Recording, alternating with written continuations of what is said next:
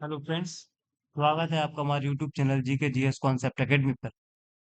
आज हम डिस्कस करने वाले हैं जो अभी हमने forest of MP Madhya Pradesh के वन एवं वनोत्पाद वाला जो टॉपिक कवर किया है उससे रिलेटेड कुछ हम एमसीक्यू सॉल्व करने वाले हैं। इससे हम समझेंगे कि जो हमने टॉपिक पढ़ा है उससे किस टाइप के प्रश्न पूछे जा सकते हैं या जा रहे हैं, क्योंकि इसमें कुछ क्वेश्चंस प्रीवियस ईयर वाले भी हैं। तो लगभग 20 क्वेश्चन हैं जिनको हम डिस्कस करेंगे, डिटेल में डिस्कस करेंगे, ताकि आपने जो पढ़ा हुआ है उसकी सार्थकता आप समझ पाओ कि हम उनको कैसे प्रमाणित कर सकते हैं, या जब हम कोई भी टॉपिक पढ़ रहे होते हैं तो उसके एमसीक्यू जिस आधार पे आते हैं, क्या हम पे वो एमसीक्यू सॉल्व हो रहे हैं हमारे कंटेंट से। तो इन सारी बातों पर डिस्कस करने के लिए हम 20 क्वेश्चंस को आज डिस्कस करने वाले हैं। चलिए, तो सबसे पहले हम पहला क्वेश्चन स्टार्ट करते हैं। देखिए, पहला क्वेश्चन क्या कह रहा है। देश का प्रथम विश्व बांस सम्मेलन मध्य प्रदेश के किस जिले में आयोजित किया गया था। अब ये प्रश्न करंट से रिलेटेड भी हो सकता है, अदरवाइज आप ऐसे भी याद रख सकते हैं कि मध्य प्रदेश में बांस के लिए अगर फेमस कोई जिला है तो वो है इंदौर। तो इसका जवाब क्या होगा? इंदौर। अगर नेक्स्ट क्वेश्चन हम देखते हैं, मध्य प्रदेश में किस प्रकार के वनों में शासन का कठोर नियंत्रण रहता है। अब हमने जिन वनों पर शासन का नियंत्रण रहता है ऐसे पढ़े थे हमने कि तीन प्रकार के वन होते हैं: आरक्षित वन, अवर्गीकृत वन और संरक्षित वन। लेकिन प्रश्न क्या कह रहा है? प्रश्न कह रहा है कि मध्य प्रदेश में किस प्रकार के वनों में शासन का कठोर नियंत्रण रहता है, स्ट्रिक्ट कंट्रोल रहता है। तो देखिए, हम सब जानते हैं वन है, आरक्षित वन है, अवर्गीकृत वन है और संरक्षित वन है। अगर हम आरक्षित वन की बात करते हैं तो आरक्षित वनों पर सरकार का कठोर नियंत्रण होता है। कौन से वनों पर? आरक्षित वनों में। वहीं अगर हम अवर्गीकृत वन की बात करते हैं तो यहाँ पर पूर्णतः छूट होती है। यहाँ पर पशु को आप चरा सकते हो, लकड़ियां काट सकते हो, तो पूर्ण फ्रीडम जो मिलती है वो अवर्गीकृत। और संरक्षित वन में कंट्रोल होता है, लेकिन एक परमिशन के माध्यम से आप उसमें एंटर कर सकते हो। तो इस प्रकार से मध्य प्रदेश में वनों की तीन कैटेगरी होती है। तो इसका राइट आंसर क्या होगा? इसका राइट आंसर हो जाएगा आरक्षित वन। ठीक है, नेक्स्ट क्वेश्चन देख लेते हैं हम। मध्य प्रदेश में वनों का राष्ट्रीयकरण किस वर्ष किया गया। अब अगर आपके पास ये ना लिखा हो, जल्दबाजी में अगर मुझसे ये फैक्ट छूटा हो तो आप ध्यान रखेंगे। मध्य प्रदेश में वनों का जो राष्ट्रीयकरण किया था वह किया था वर्ष 1970 में, 1970 में। तो मध्य प्रदेश में वनों का राष्ट्रीयकरण किस वर्ष किया गया? 1970 में। चलिए नेक्स्ट क्वेश्चन देख लेते हैं। देखिए, क्वेश्चन में पढ़ा हुआ है कि जो भिलावा वृक्ष है उसका उपयोग किया जाता है। किस में उपयोग किया जाता है भिलावा वृक्ष का? यहाँ पे प्रश्न ये पूछा जा रहा है। क्या स्याही बनाने में इसका उपयोग किया जाता है? क्या औषधि बनाने में इसका उपयोग किया जाता है? क्या पेंट बनाने में इसका उपयोग किया जाता है? या ऑल ऑफ दी एबव? अब सोचिए इस प्रश्न का जवाब क्या हो सकता है। तो हम सब जानते हैं जो भिलावा वृक्ष है इसका स्याही बनाने में तो हमने पढ़ा है कि स्याही बनाने में उपयोग होता है, पेंट बनाने में भी इसका उपयोग होता है। तो ये दोनों आंसर सही हैं। अब भले ही हमें औषधि वाला पता नहीं है, लेकिन हमारे दो तो सही हैं। तो इस प्रकार से औषधि वायु इसका सही होगा, यानी हमारा ऑप्शन क्या हो जाएगा इसमें? Right option. राइट ऑप्शन हो जाएगा हमारा डी, यानी उपरोक्त सभी। तो वह भिलावा वृक्ष का उपयोग किस किस संदर्भ में किया जाता है? तो स्याही, औषधि और पेंट। चलिए नेक्स्ट क्वेश्चन हम देख लेते हैं। लिखा है मध्य प्रदेश में होशंगाबाद में स्थित बोरी घाटी किस वृक्ष की उपलब्धता के लिए प्रसिद्ध है। अब हमने जब वृक्ष पढ़े थे तो वहां पे हमने पढ़े थे कि अगर हम वृक्षों की प्रजाति के आधार पर वनों का डिवीजन किया था तो हमने आपको बताया था वृक्षों की प्रजाति के आधार पर तीन प्रकार के होते हैं: साल के वन, सागौन के वृक्ष और मिश्रित। अब मिश्रित हमें देखते हैं पूरे मध्य प्रदेश में, ठीक है। लेकिन प्रश्न में क्या पूछा गया है? प्रश्न में पूछा गया है होशंगाबाद के, जिसको हम वर्तमान में नर्मदापुरम बोलते हैं, होशंगाबाद में स्थित बोरी घाटी। और बोरी घाटी में मैंने आपको बताया था कि होशंगाबाद में सबसे ज्यादा सागौन, जिसको हम टीक बोलते हैं, सागौन वनों की अधिकता है। तो इस प्रकार से इसका जवाब क्या हो जाएगा? सागौन के वृक्ष। चलिए नेक्स्ट क्वेश्चन। नेक्स्ट क्वेश्चन है मध्य प्रदेश राज्य बांस मिशन गठन का जो राज्य बांस मिशन का है वो गठन कब किया गया? जुलाई 2013 में, जुलाई 2014 में, जुलाई 2015 में, जुलाई 2016 में। ये प्रश्न है, जरा पढ़िए इसको और बताइए इसका क्या आंसर हो सकता है, लगाने का प्रयास करें। मध्य प्रदेश में राज्य बांस मिशन का गठन कब किया गया? तो देखिए, हमने पढ़ा हुआ है मध्य प्रदेश में राज्य बांस मिशन का जो गठन हुआ था वह जुलाई 2013 में हुआ था। तो इसका आंसर क्या हो जाएगा? जुलाई 2013। Next question, Madhya Pradesh one विभाग द्वारा किस पत्रिका का प्रकाशन किया जाता है? अब ये प्रश्न थोड़ा करंट से रिलेटेड भी हो सकता है, और अगर आप मध्य प्रदेश का जो फॉरेस्ट डिपार्टमेंट है उस पर ध्यान देंगे तो वहां से एक पुस्तक लॉन्च की जाती है जिसका नाम है वनांचल संदेश। तो इसका जवाब क्या हो जाएगा? वनांचल संदेश। इसको आप नोट डाउन कर सकते हैं। नेक्स्ट क्वेश्चन, प्रदेश में उष्णकटिबंधीय वन अनुसंधान केंद्र कहाँ स्थित है? और ये मैं आपको बता चुका हूँ। मध्य प्रदेश में अधिकतर वनों से रिलेटेड जो भी अनुसंधान केंद्र हैं वो हमारे मध्य प्रदेश के जबलपुर जिले में स्थित है। तो इसका आंसर क्या हो जाएगा? जबलपुर। जबलपुर में स्थित है। नेक्स्ट क्वेश्चन, मध्य प्रदेश में तेंदुपत्ता संग्राहकों के लिए चरण पादुका योजना का प्रारंभ कब किया गया? और ये हम पढ़ चुके हैं, अप्रैल 2018 में मध्य प्रदेश में तेंदुपत्ता संग्राहकों के लिए चरण पादुका योजना प्रारंभ की गई थी, जिसमें उनको स्लीपर, पानी की बोतल, ये सब प्रोवाइड किया जा रहा था। क्लियर है? चलिए नेक्स्ट क्वेश्चन हम देख लेते हैं।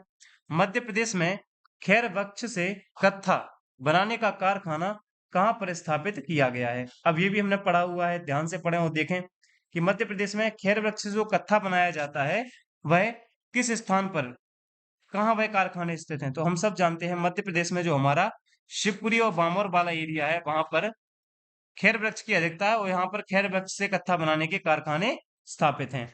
क्लियर है? चलिए, जैसे अब शिवपुरी में आप अगर करेरा की बात करेंगे तो करेरा जिले में आपको कत्था बनाने के उद्योग मिल जाएंगे, और वहीं बामौर कहाँ पड़ता है? अपने मुरैना में। तो मुरैना में बामौर। नेक्स्ट क्वेश्चन, मध्य प्रदेश में दीनदयाल वनांचल सेवा का शुभारंभ कब किया गया? अब किसकी बात की जा रही है इसमें? दीनदयाल वनांचल सेवा का प्रारंभ कब किया गया? सोचिए इस प्रश्न का जवाब क्या हो सकता है। पढ़िए इस क्वेश्चन को। मध्य प्रदेश में दीनदयाल, ये किससे रिलेटेड है? दीनदयाल। 24 नवंबर 2016 है इसका आंसर, या 10 नवंबर 2017 है, 5 अक्टूबर 2018 है, या 20 अक्टूबर 2016 है? क्या इसका राइट आंसर होगा? सोचिए और बताइए कि मध्य प्रदेश में जो दीनदयाल वनांचल सेवा का जो प्रारंभ हुआ था, शुभारंभ हुआ था, वह कब हुआ था? इस प्रकार के प्रश्न दोस्तों जब एग्जाम में पूछे जाते हैं तो ये थोड़े टिपिकल टाइप के क्वेश्चन हो जाते हैं। आप कमेंट में इसका आंसर दे सकते हैं कि, चलिए तो हम देख लेते हैं।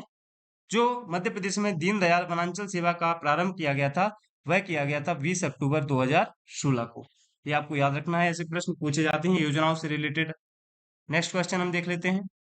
निम्नलिखित में से प्रदेश के किस वन वृत्त में सर्वाधिक आरक्षित वन पाए जाते हैं? ये इंपॉर्टेंट क्वेश्चन है। ये बताना है आपको कि मध्य प्रदेश में किस वन वृत्त में सर्वाधिक आरक्षित वन क्षेत्र पाए जाते हैं। और जब हमने आरक्षित वन क्षेत्र ये सारी चीजें पढ़ी थी तो वहां पे हमने ये देखा भी था कि कहाँ पर स्थित है। देखिए और बताइए। तो इसका जवाब क्या हो जाएगा मित्रों? इसका जवाब होगा खंडवा।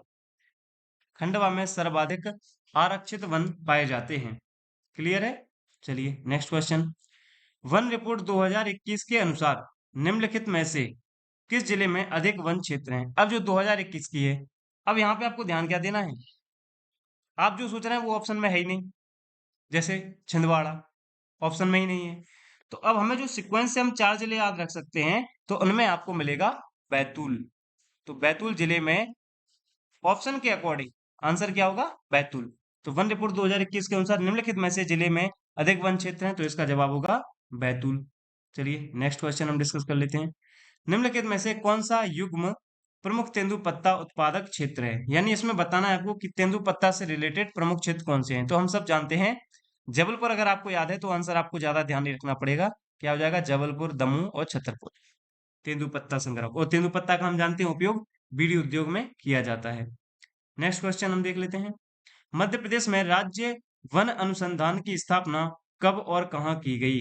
देखिए कब और कहाँ से प्रश्न, एक बार मैंने एमसीक्यू की सीरीज करवाई थी, या जो भी अपने असिस्टेंट टैक्सेशन का जो एग्जाम का एनालिसिस किया था उसमें भी देखा था कि मध्य प्रदेश में पहली फैक्ट्री कहाँ पर स्थापित की गई थी? Cement factory. तो उसमें देखा था अपन ने बामौर, मुरैना, है ना? तो ऐसे प्रश्न पूछे जा सकते हैं। तो यहाँ पे जवाब क्या होगा? मध्य प्रदेश में राज्य वन अनुसंधान की स्थापना कब और कहाँ की गई? तो अगर आपको कब का जवाब है तो कहाँ के लिए, और कहाँ का जवाब पता है तो कब के लिए आपको परेशान नहीं होना पड़ेगा। जैसे जबलपुर में, तो जबलपुर में स्थापित की गई थी, वो 1963 1963 में स्थापित की गई थी। क्लियर है? चलिए नेक्स्ट हम देख लेते हैं। बालाघाट एवं छिंदवाड़ा जिलों में पाए जाने वाले वन किस प्रकार के हैं? अब यहाँ पर पूछा है जो बालाघाट और छिंदवाड़ा में जो वन मिले हैं, वहां पर किस प्रकार के वन मिलते हैं? ऑप्शन है उपाद्र पहाड़ी वन, उष्णकटिबंधीय शुष्क पतझड़ वन, इसके अलावा पूछा है कटीले वन, या फिर उष्ण आर्द्र पतझड़ वन। इस प्रकार से भी आपसे प्रश्न पूछे जा सकते हैं। तो हम सब जानते हैं, अगर हम यहाँ पर इसको अब थोड़ा सा देख लेते हैं डिटेल में। देखिए, जैसे हम अपने मध्य प्रदेश की बात कर लेते हैं, तो ये अपना मध्य प्रदेश का मैप हो गया।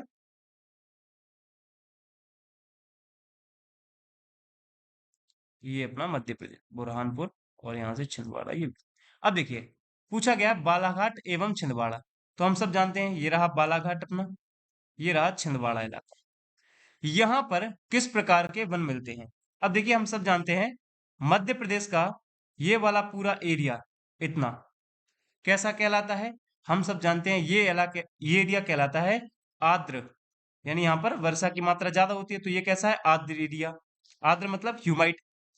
नेक्स्ट, अगर हम यहां बात करेंगे, तो यहां पर कैसे मिलेंगे आपको? शुष्क, शुष्क वन देखने को मिलेंगे। जैसे इसमें आपका पूरा बुंदेलखंड का पठार, दतिया, आपका ग्वालियर, शिवपुरी, अशोकनगर, गुना, ये सारे जिले आ जाते हैं इसमें। तो यहाँ पर आपको कैसे वन मिलेंगे? डेसिडियस फॉरेस्ट मिलेंगे। और अगर आप मध्य प्रदेश के पश्चिमी भाग की बात करोगे, तो यहाँ पर आपको मुख्यतः कंटीले वन देखने को मिलेंगे, कंटीले वन। तो अब बालाघाट आर्द्रवाल एरिया में, तो हमारा जवाब क्या होगा? उष्ण आर्द्र पतझड़ वन। तो 16 जो क्वेश्चन है उसका जवाब क्या हो जाएगा? उष्ण आर्द्र पतझड़ वन। चलिए नेक्स्ट क्वेश्चन हम देख लेते हैं।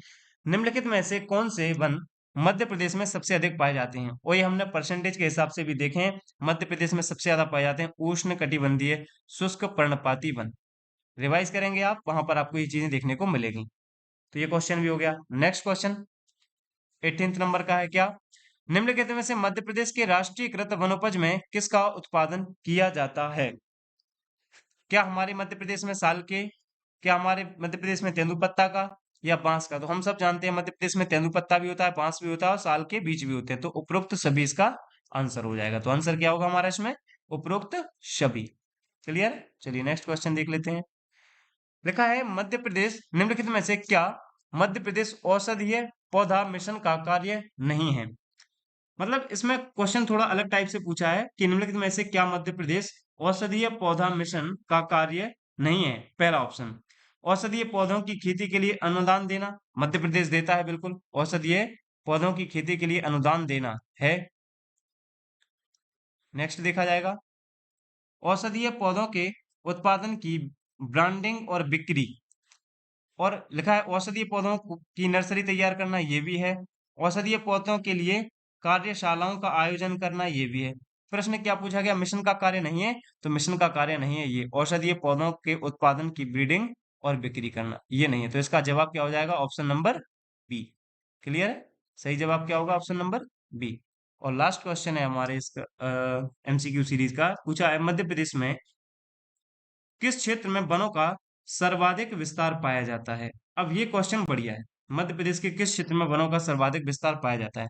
क्या विंध्य कैमूर श्रेणी में, क्या मुरैना शिवपुरी पठारी क्षेत्र में, या भांडेर पठारी क्षेत्र में, या सतपुड़ा मैकाल श्रेणी क्षेत्र में? तो दोस्तों हम सब जानते हैं जो हमारा सतपुड़ा मैकाल श्रेणी वाला क्षेत्र है, यहाँ पर मध्य प्रदेश के सर्वाधिक जो वन क्षेत्र है आपको उनका विस्तार देखने को मिलता है। तो इस प्रकार से ये हमारे 20 क्वेश्चन हुए। आगे हम धीरे धीरे ऐसे ही हर एक चैप्टर वाइज एमसीक्यू सीरीज लेके आएंगे। फिर एक बार सारे मिक्स जितने भी हमने टॉपिक यूनिट 4 के पढ़े हुए हैं उनका मिक्स एक टेस्ट लेंगे, जिसमें 50 से 60 एमसीक्यू हम डिस्कस करेंगे।